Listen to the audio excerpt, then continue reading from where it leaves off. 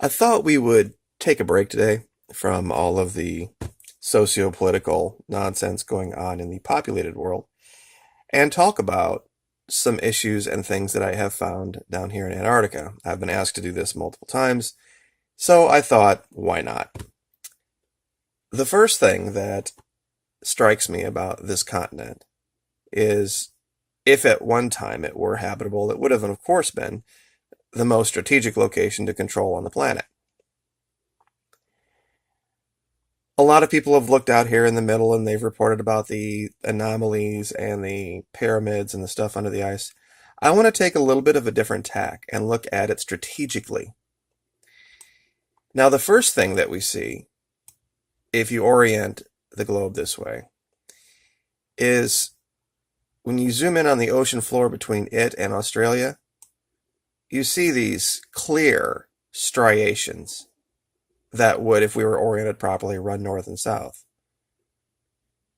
That show me that it looks like, with the shape here and the shape there, that these two were tied together at one time in some way, shape, or form.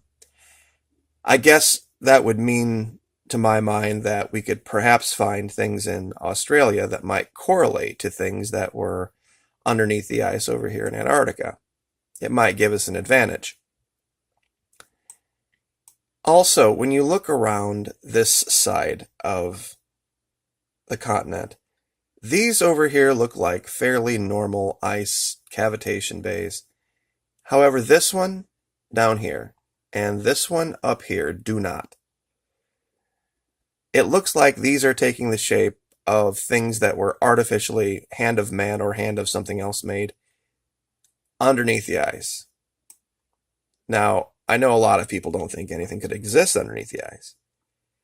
But if you've ever been in a cold environment for a long period of time, or taken your kids out and built an igloo and did it properly and sealed it properly, and you made one that could hold one or two or three or four, you realize how much heat an igloo can hold and how high the temperature can get inside an igloo.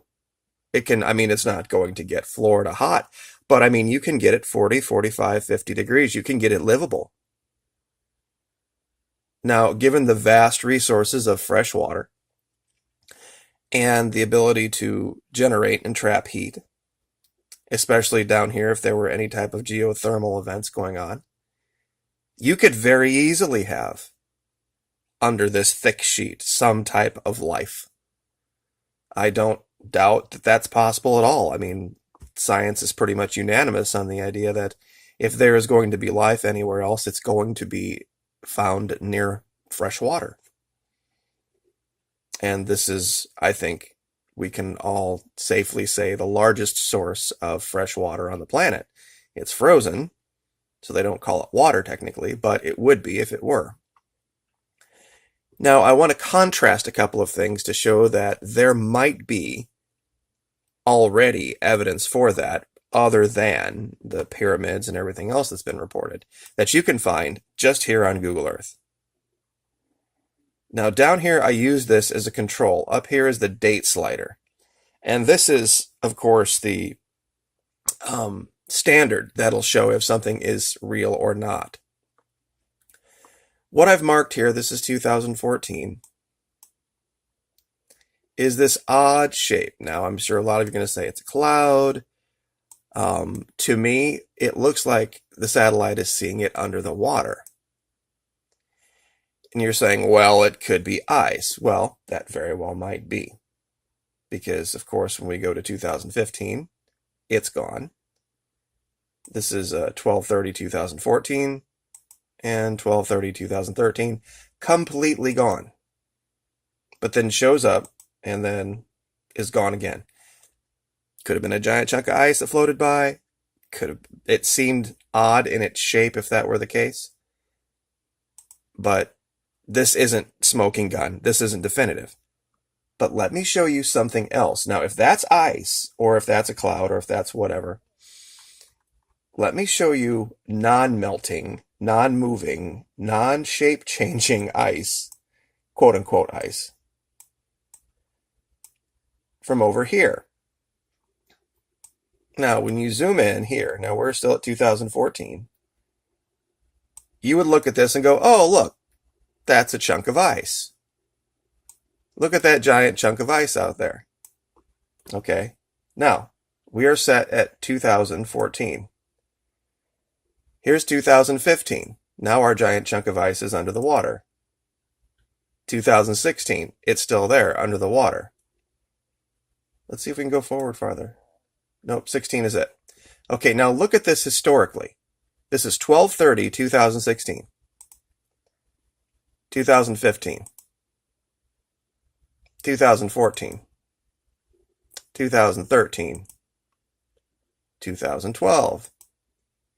2011. 10. 2009. 8. 7.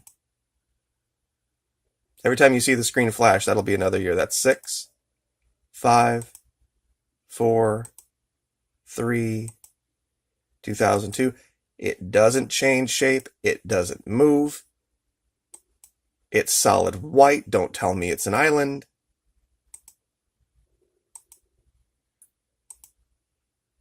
And I'm already back to 1995 now. 94, 93.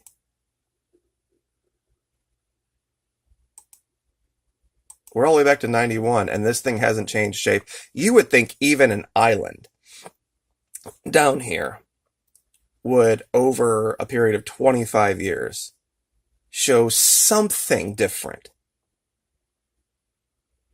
Anything different. You would see different levels of ice come and go on the island. You would see the imagery change somehow. But this is 1990, and I'm going to go forward through this to present day, well, to 2016, I guess, quickly, and show you this thing doesn't change imagery or shape at all from 1990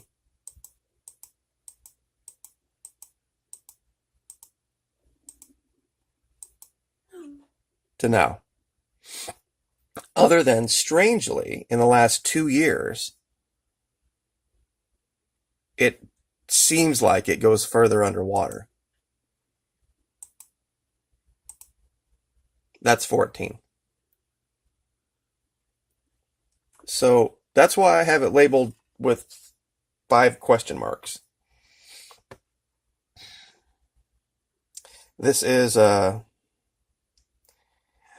66 degrees, 2340.71 south, 140 degrees, 0355.09 east. Elevation 0 feet, of course. Eye altitude 27,000 feet. Once again, that is 66 degrees, 2342.89 south, 140 degrees, 03 45.73 east. Something that does not change at all over a quarter century in this region, where, zoomed out, we'll go through this one more time, just to show you all of the things around it that do change. That's 15, that's 16.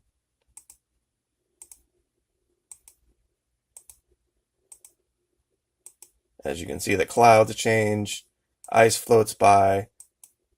I'm not sure what these striations in the atmosphere are, but as you can see,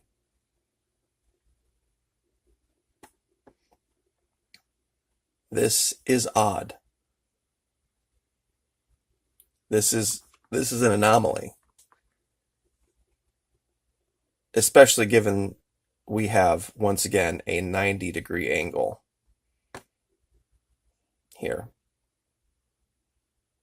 So whatever this is, it's clearly not subject to the forces of nature, which I don't know very many things on this planet that aren't.